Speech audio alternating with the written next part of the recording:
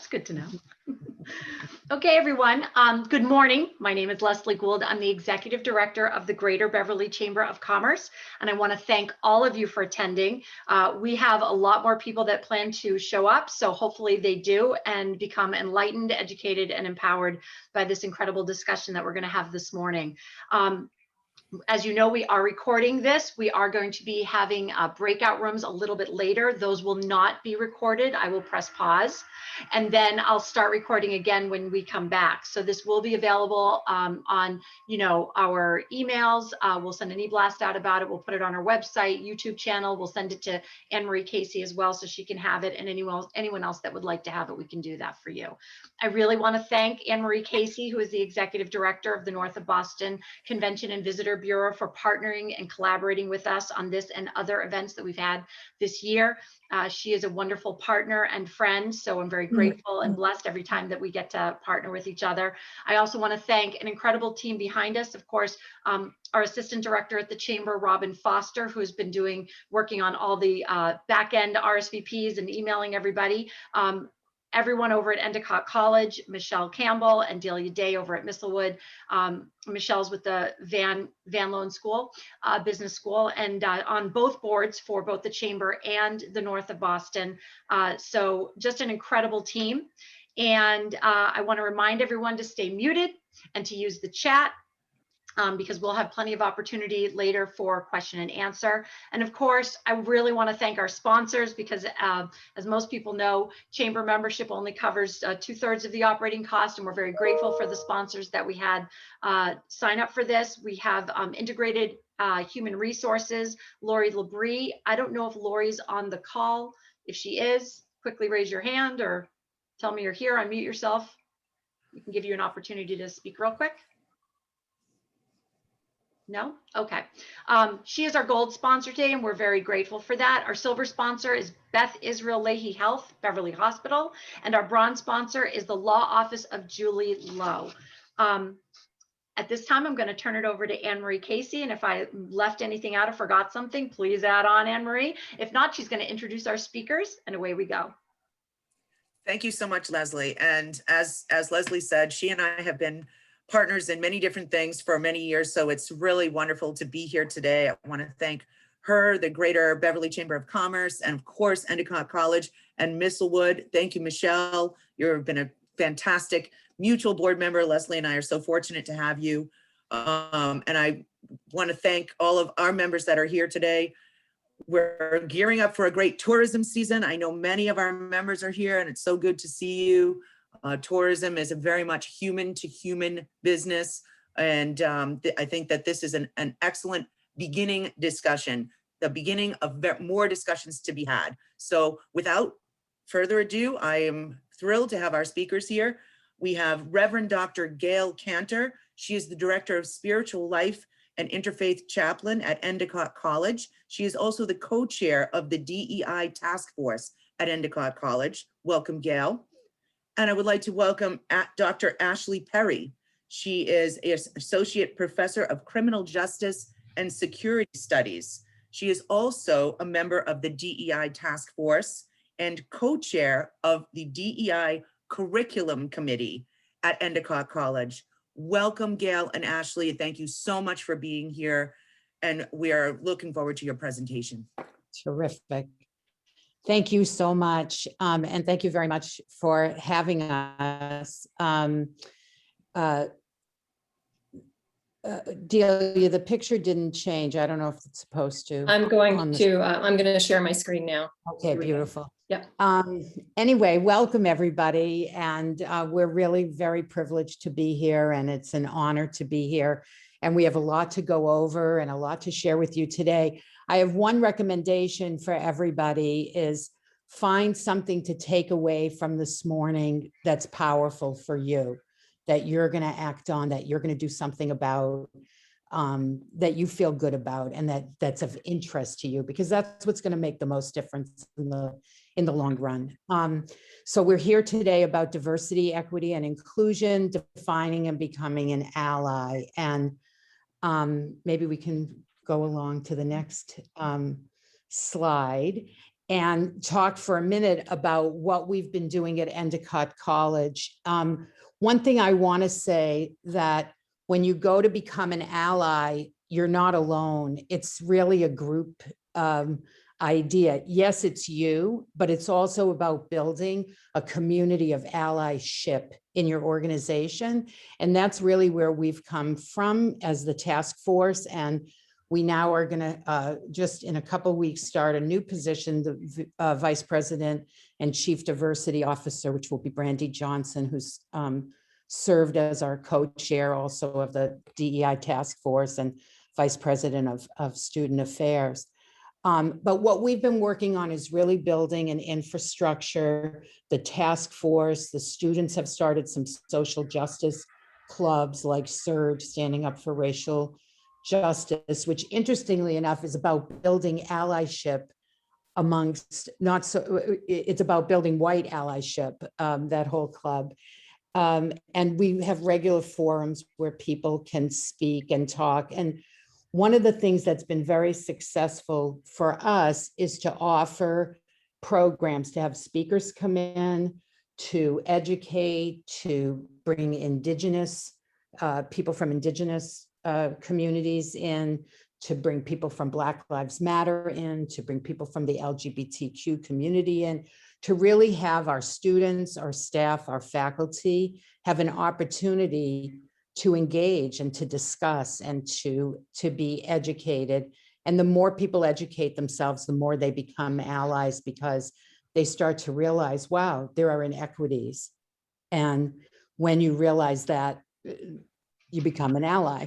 And so we've been working with thought leaders in the area, offering professional development for our faculty and staff. In addition to our task force, we have a group of faculty and staff that went through an intergroup dialogue program from the University of Michigan that is about the kind of dialogue that allows for people to express their identities and to interact with one another in diversity. And that group continues to meet.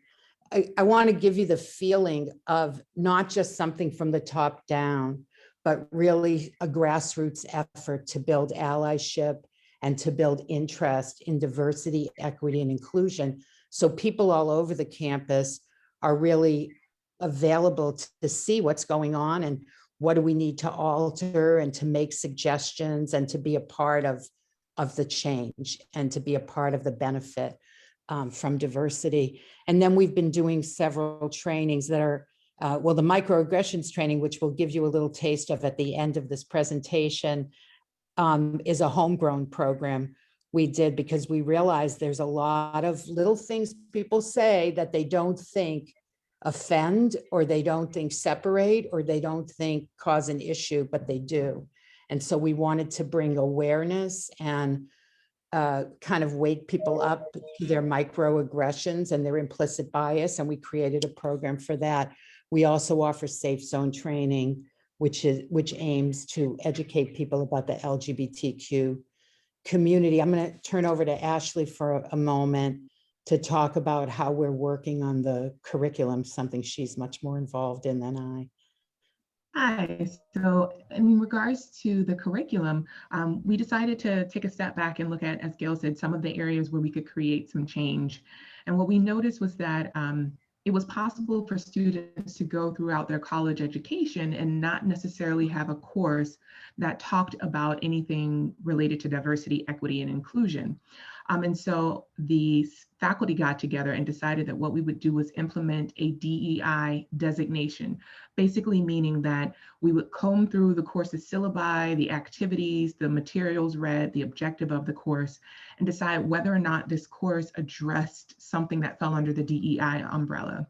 And so students are now going to be required to take at least one course throughout their 4 years where they have to talk about diversity in regards to gender. So maybe it's a class on feminism, about sexuality, about disabilities, anything that falls under the DEI umbrella. So that's one of the areas that we noticed that we could make an immediate change so that we prepare students to be better allies going out into the world. Terrific. So what is allyship? What does it mean? Why is it important? Let's get into that a little bit. So an ally is a person of one social identity group who stands up in support of members of another group. Typically, a member of a dominant group standing beside members of a group being discriminated against or treated unjustly. So notice there that it never says anything about being an expert.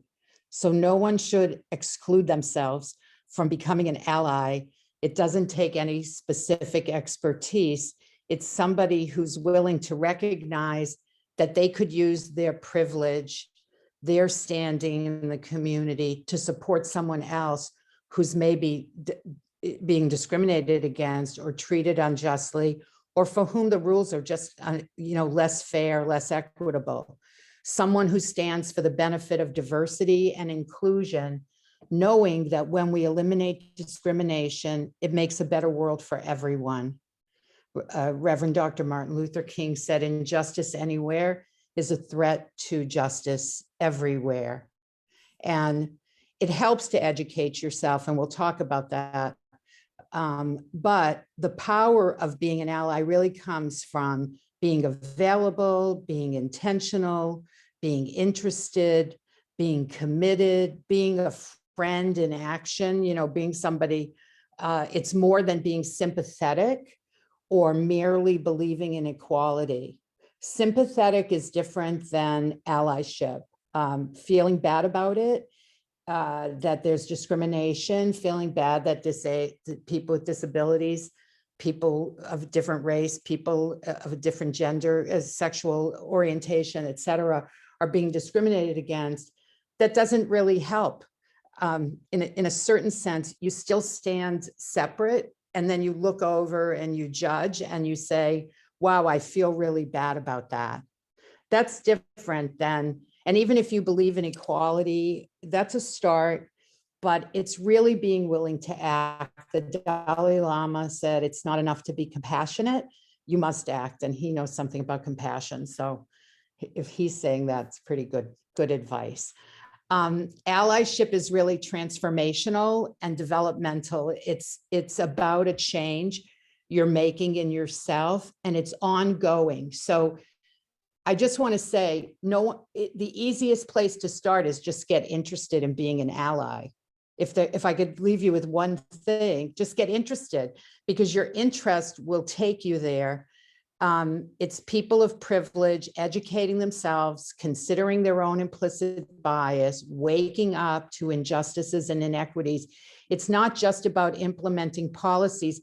As a matter of fact, it starts with everybody getting interested and having that kind of feeling like, wow, I have to wake up here and be about this. Then it's easier to say, let's bring up this policy or that policy or whatever, trying to get the policies to change first and then everybody to get on board. That's a little harder. I think it's about us realizing as individuals that we could use a wake up. We could use a new level of awareness and a new willingness. And I want to say this when I start talking about the brave space versus the safe space, is a willingness to make some mistakes.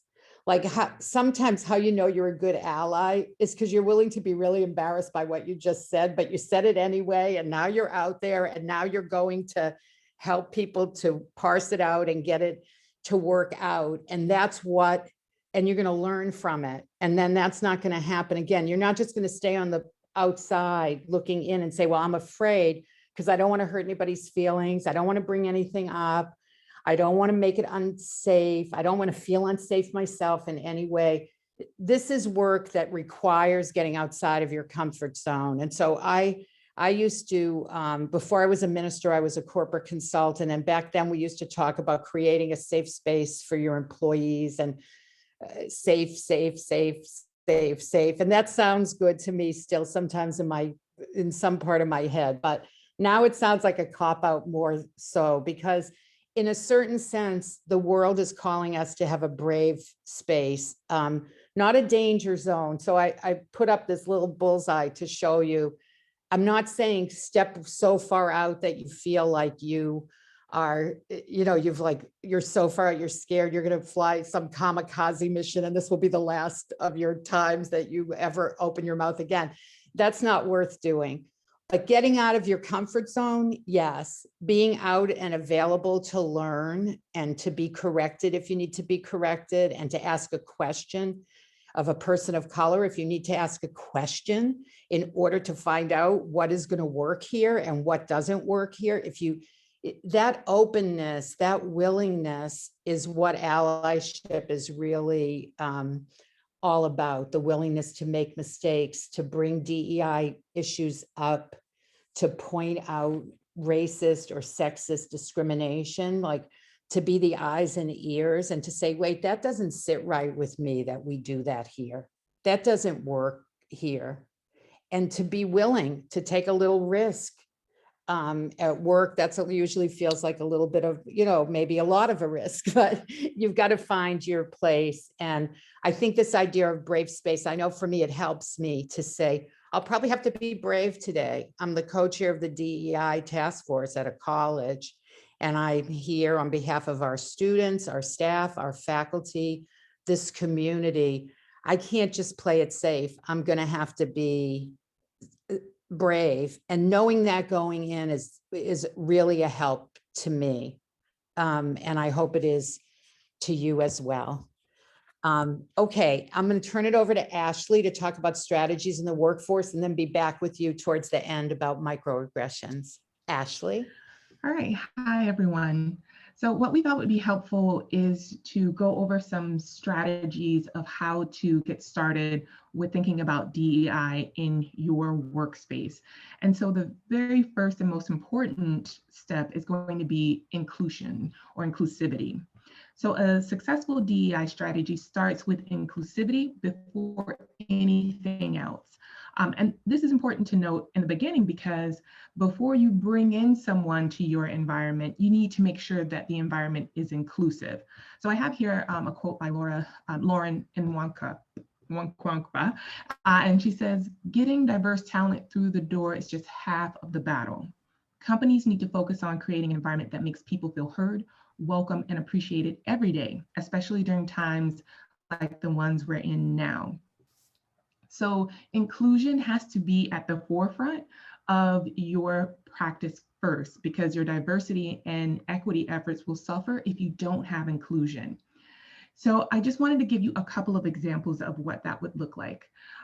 So a study done by the Pew Research Center decided to ask STEM workers about their experience with discrimination in the workplace. And they gave them 8 different forms of discrimination to go through and check off. Now, I want you to see here, there are 2 different categories: those who work in STEM and those who don't work in STEM, so non-STEM jobs. 13% of white employees said that they experienced discrimination, whereas 62% of those in STEM who were Black said they experienced one of the 8 forms of discrimination. It was 42% for Hispanic Americans and 44% for Asian Americans. Now, looking at the non-STEM jobs, it's still 13% for white Americans who said they experienced discrimination, but it's still high, 50% for African Americans or Black people, 42% for Hispanic Americans. So that means that these people at their current jobs either feel they're being discriminated and they're either looking for somewhere else, or they're not feeling like their voice is being heard or they're able to express themselves in the workplace. Another example of talking about inclusion, and again, for inclusion, we're talking about people being able to be their authentic selves, to feel welcome, to feel connected, and feel valued.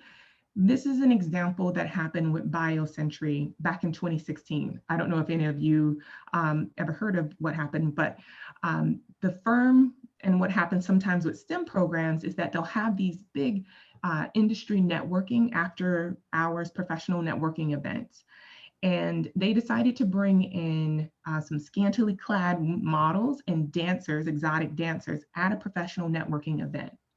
So this really made a lot of women who were there at the networking event feel very uncomfortable. And it wasn't the first time that this happened. I didn't even have time to get into Uber and its issues and the male culture there. But For lifestyle models, more than 230 leaders of that industry signed an open letter. It was mainly spearheaded by Kate Bingham and Karen Bernstein. And they expressed outrage and called for an end to this type of environment. And so the leaders or the co-founders of Lifestyle, Michael Rice and Andrew McDonald, said, as a firm, we now have an opportunity to make a difference and to help tackle some of the core issues facing women in our field. Some of those issues include the lack of women in management and leadership. And they later on go to say that if maybe they had more women in the decision-making process, they probably would not have decided to have scantily clad dressed women at the events. The lack of mentors and professional development is going to try to help cultivate more leaders, especially representation of girls in STEM programs. But they had to have that eye-opening moment first. Now, the next part of thinking about inclusion is going to be thinking about recruitment. So now that you've got an environment that's actually inclusive, now you can start actually thinking about bringing people in to your environment. So I'm going to briefly address these 4 different areas when it comes to recruitment, and then I'll show you some examples on the next couple of slides. But the first is thinking about your job descriptions. Traditional job descriptions often use languages and have requirements that promote biases. So you have to kind of audit your own job descriptions to make sure you're removing bias and have a more inclusive hiring and interviewing process. So some examples of what companies could avoid are gendered terms like, we're looking for a ninja or a rock star, or more importantly, including education requirements that aren't actually needed. So if you're putting there that someone needs a college education and for that actual job it's not needed, you're making your pool of people much smaller and less diverse, because certain populations are more likely to go and get a college degree than others. So if you don't really need that college education requirement, then maybe you don't need to actually add it to that job description. The second way of thinking about recruitment is having a diverse interview panel. Now, this sounds like a dumb moment, but think about it. If you're trying to bring in more people who are diverse backgrounds, if they come in for the hiring process and they only see an all-white male interview panel, it's going to set a different expectation for that candidate. They're going to assume that that's probably all that's working in your environment. Now, if honestly all you have is an all-white male workforce, then you're definitely going to work on your DEI recruitment. But if that's not all of your workforce, maybe thinking about having some women on the panel, having people of different ethnic and cultural backgrounds, but just being mindful of who's going through the process and the type of questions they're going to ask. The third part that's going to be very important is thinking about culture add instead of fit. Now, if you don't take anything else away from this segment, I really want you to think about this: culture add instead of fit. People tend to like those who are similar to them. Because of this, we end up with having companies that have a workforce that look very similar and all think alike. When you're choosing a candidate for your organization, you have to embrace the idea of the culture that you're trying to foster and not the fit of the person. Because again, you're more likely to hire someone that looks and thinks like you if you're thinking about fit versus the culture that you want to have at your job. And then fourthly is thinking about your interview questions.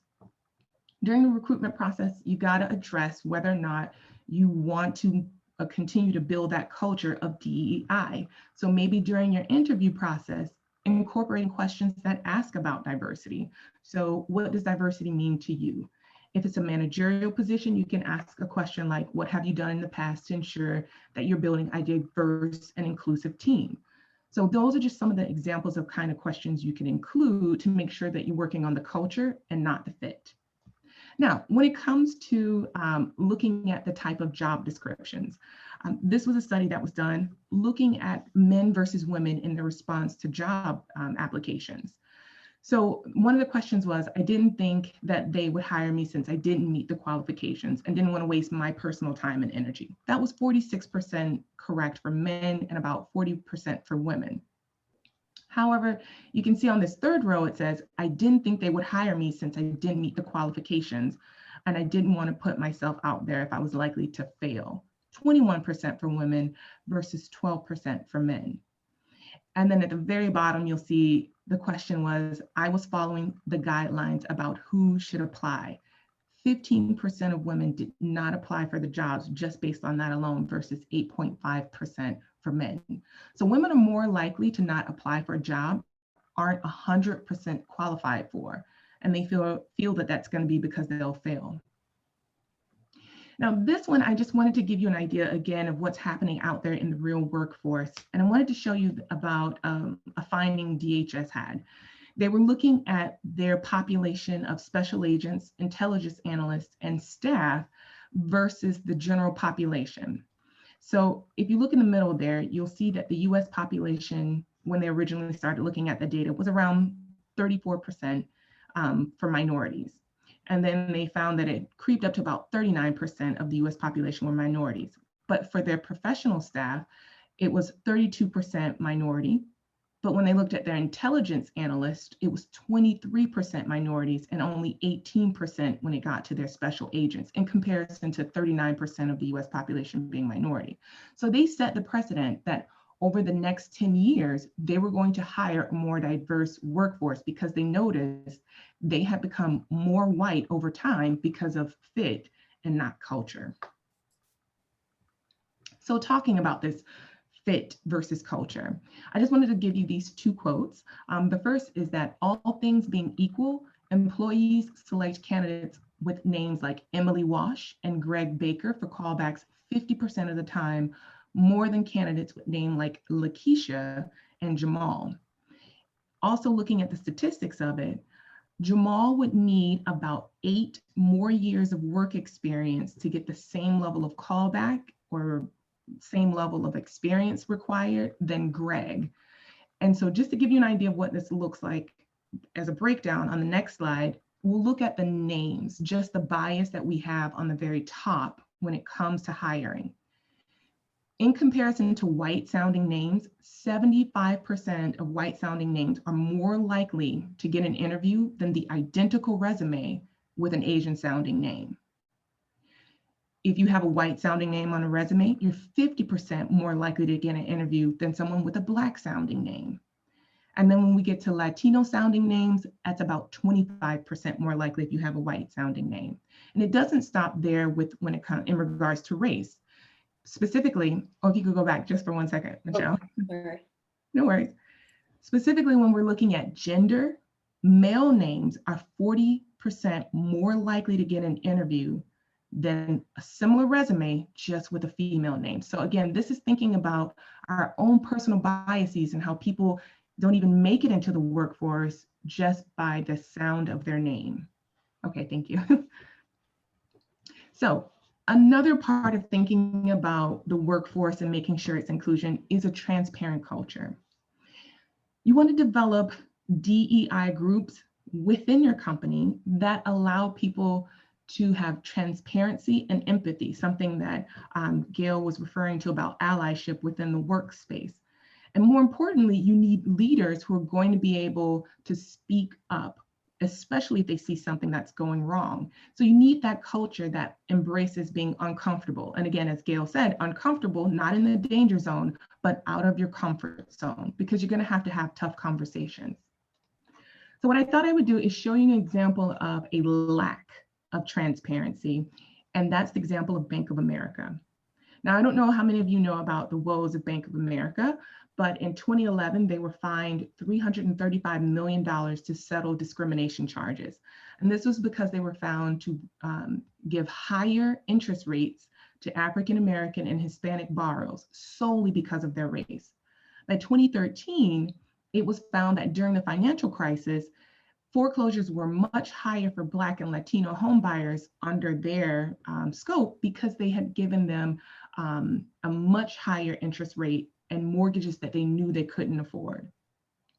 By 2014, they were fined to pay an historical fee of $16.65 billion because of the financial fraud leading up to and during the financial crisis. And this was because of redlining and again, higher interest rates specifically for people of color. By 2017, secret shoppers from the National Fair Housing Alliance went into different branches in South Carolina. They were discriminated against not only because of their race, but they were also given much higher interest rates and inferior loan options. And this triggered an investigation by the Department of Housing and Urban Development. And so this is also a pending charge against them. Now, you would think 2011, 2013, 2014, 2017, that at some point the leadership in Bank of America would say, we got a problem, but apparently not.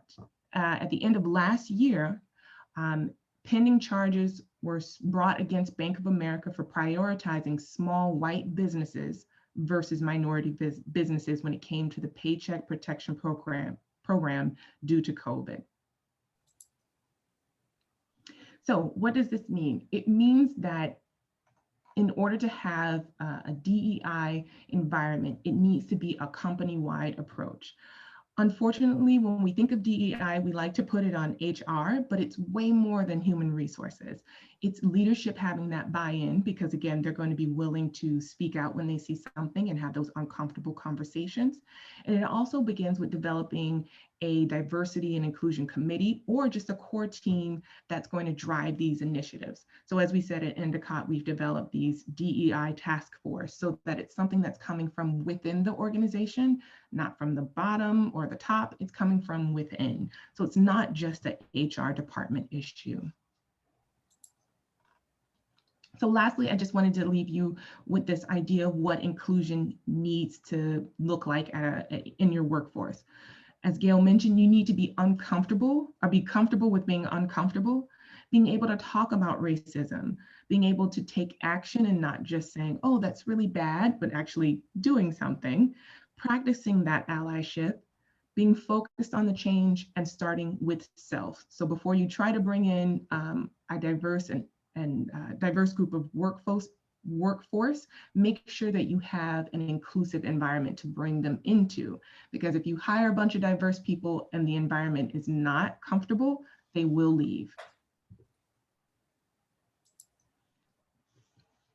Okay, so we want to give you a chance to start with yourself and to do a little work this morning, and just to start to get into the conversation, because like we've said here, raising the conversation, getting people engaged and being aware, becoming aware is what moves the needle everywhere.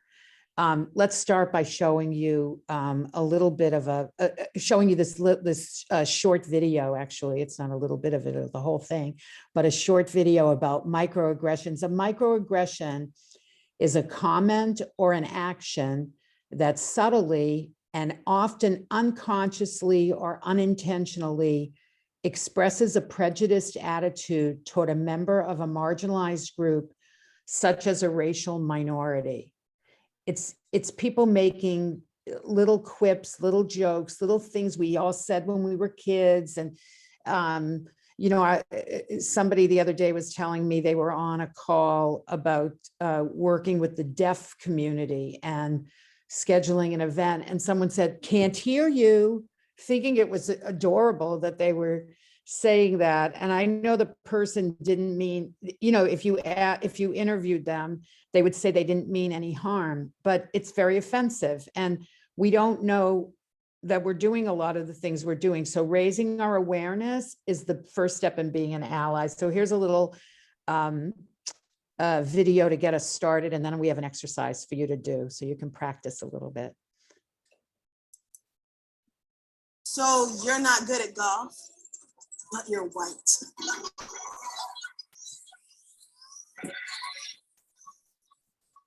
People of color have to deal with racial microaggressions every single day. So microaggressions are those little unintentional insults that basically see people of color as stereotypes, which got me thinking, what if white people had to deal with racial microaggressions? So like, where are you from? No, like, where are you really from? Why don't you have an accent? Like a Swedish accent. You know, your English is really, really good.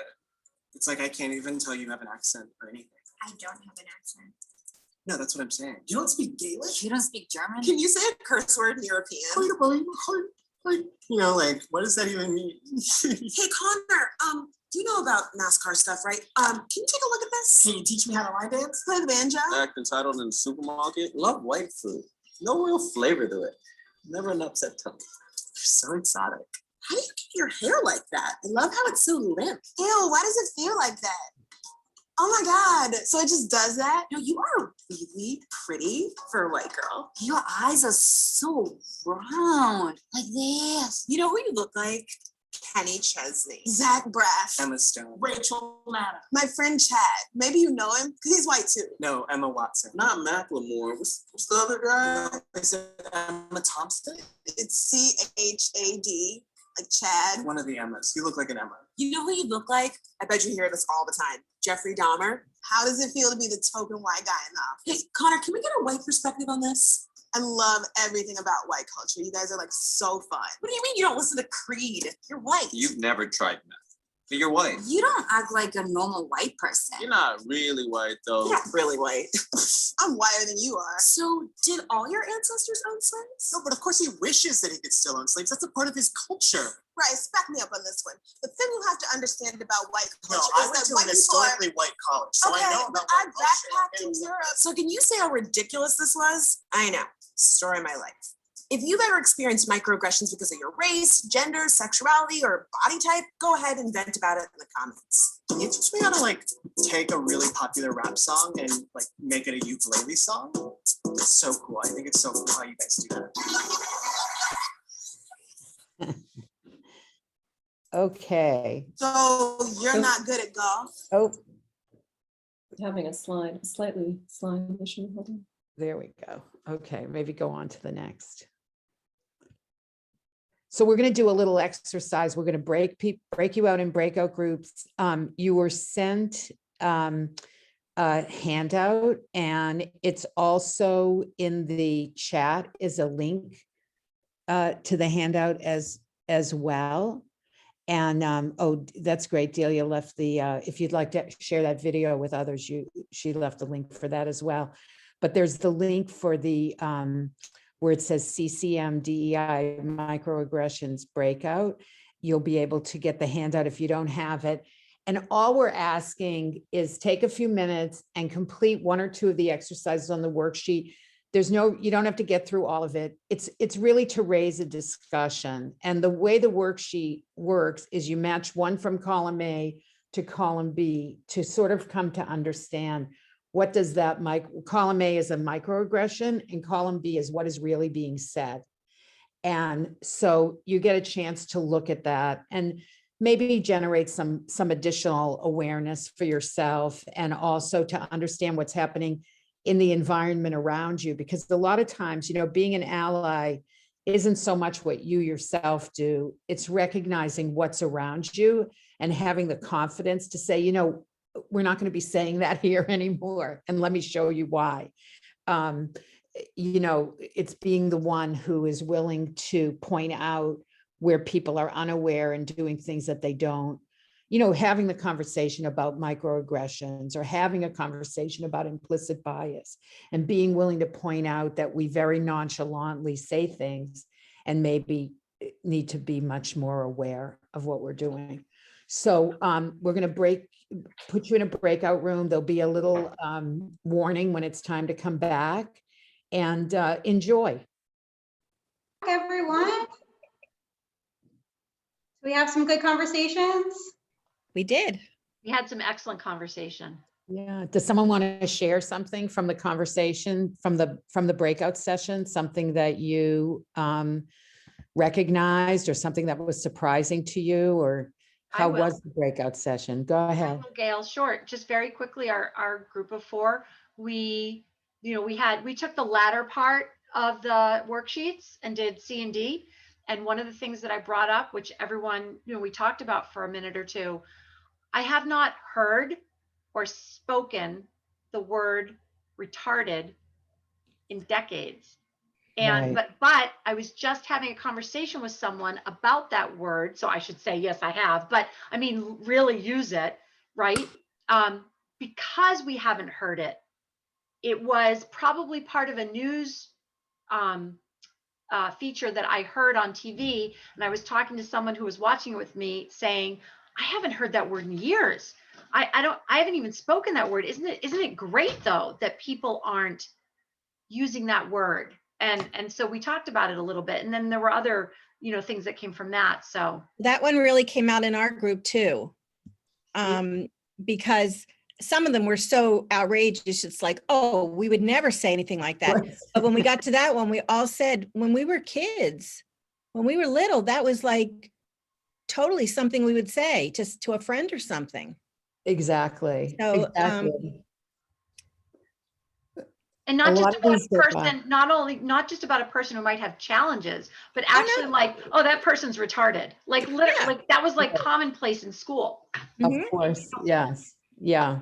You don't use it, but thankfully you don't use it anymore. Thankfully you don't. So there's hope for the rest of these as well, that we would give them up.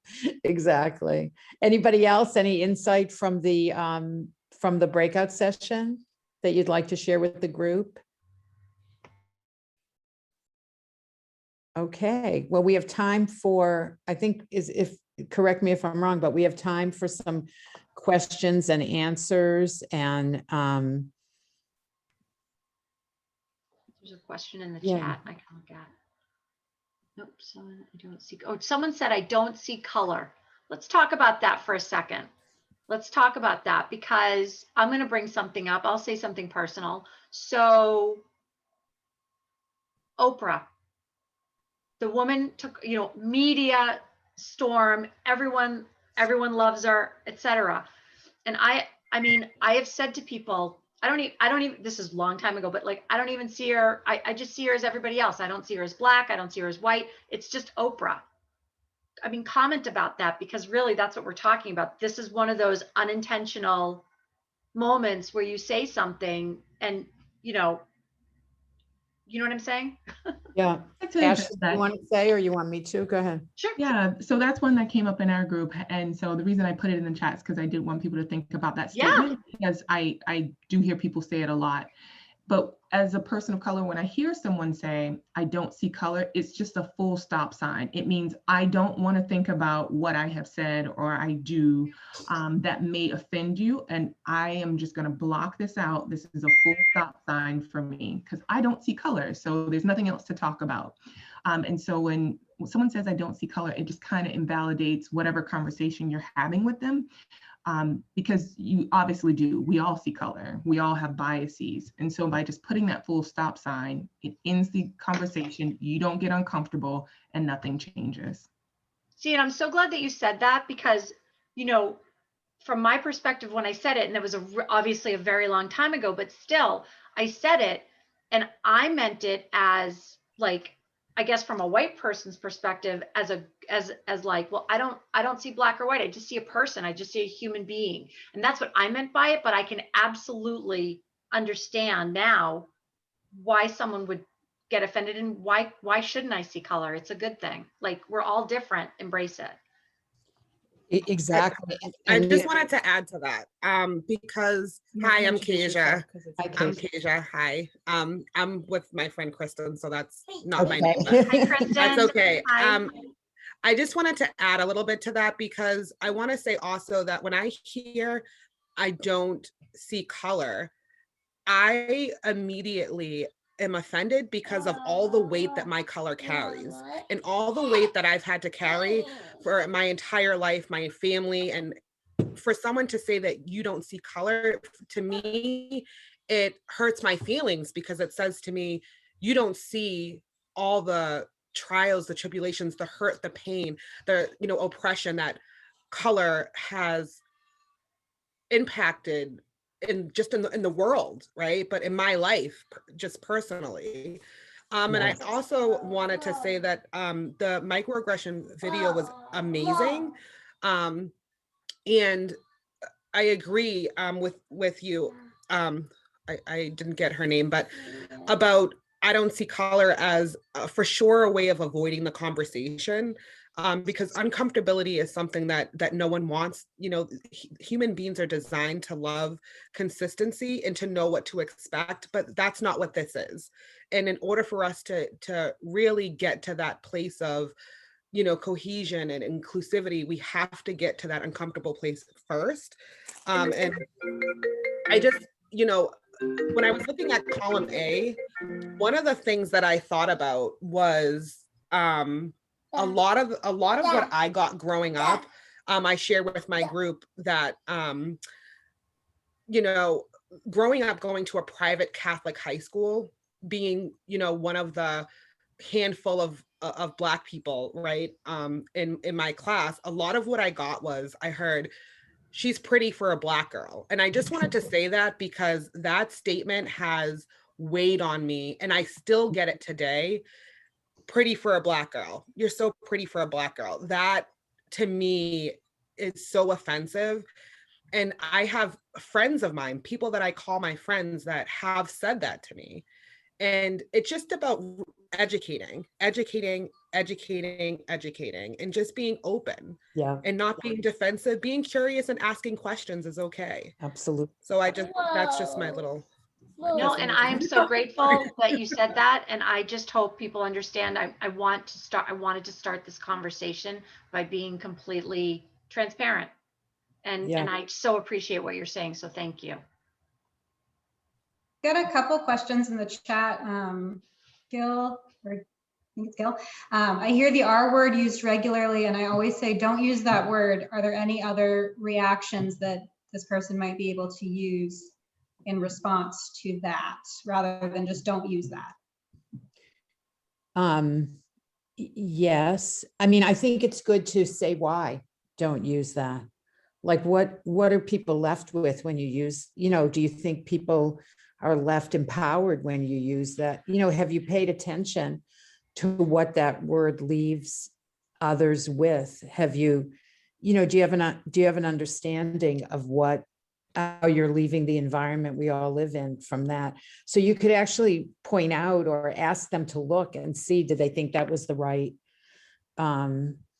choice? I don't know that we can be the police people of everybody and don't use this, don't do that. I understand that. Yeah, you don't want to be that. You want to raise the conversation.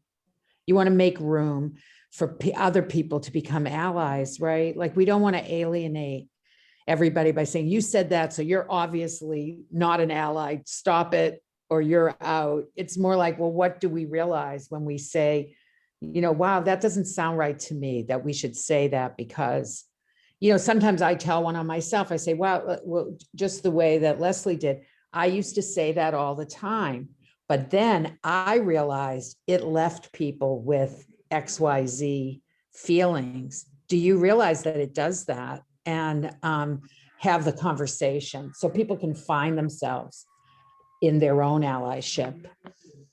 Yeah. Can I add to that? Please.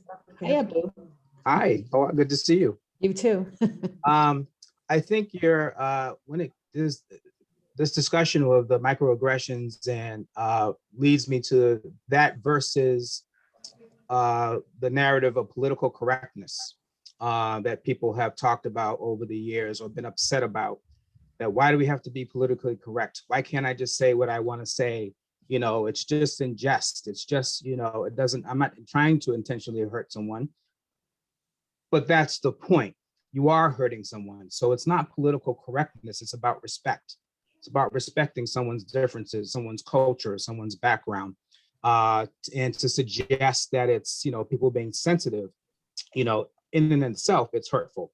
And given the history of all of us here on this call and all of our various backgrounds, people of color, women, the disabled, this all, damage that has been done to us through words, even alone. Right. And so, the notion that people have to be, politically correct isn't about that. It's about being respectful to your fellow person. And it does take a teachable moment, which I like to call it, Mm-hmm. that, whenever someone says something, as you mentioned, Dale, getting them to understand and open up a dialogue about why they said something that might have been hurtful or disrespectful, and get them to think a little differently than they had a moment before. I think that's upon all of us to be courageous in our efforts and in our intent when we encounter those opportunities to have teachable moments, and to really get people to understand that. And, maybe they don't necessarily, agree with you right away, but I guarantee they'll think about it the next time something like that happens. And hopefully that's the idea. Absolutely. Thank you so much for saying that. So well said. It's not about being appropriate or fitting any mold. It was the real thing. Like, we really are, did you hurt the other person's feelings? Did you offend? Did you move things backwards instead of forwards? We have work to do. We all have work to do. Look at the world where there's so much division. We all have a lot of work to do. So yeah, thank you so much, Abu. That was so great. Thank you so much, Abu. Good to see you.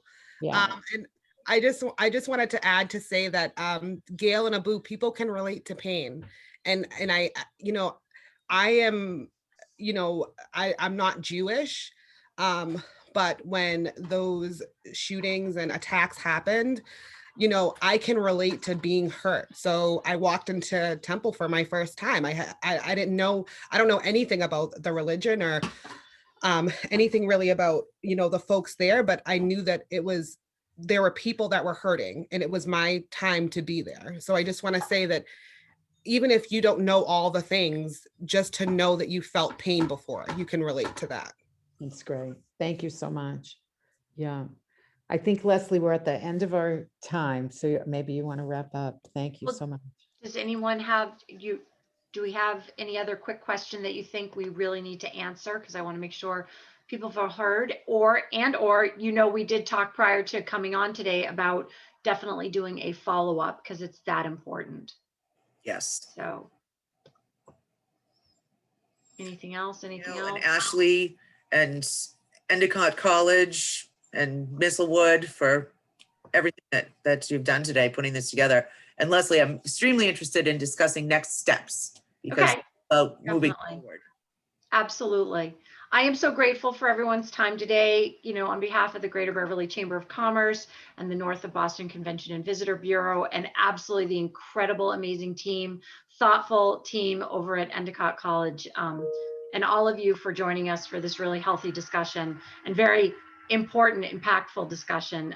So yeah, let's look forward to more, and just go out there, have a great day, be kind, be human. All right. Thank you so much. Very grateful. Everyone. Bye, Thank you, everyone. everyone. Thank you. Thank Thank you. you.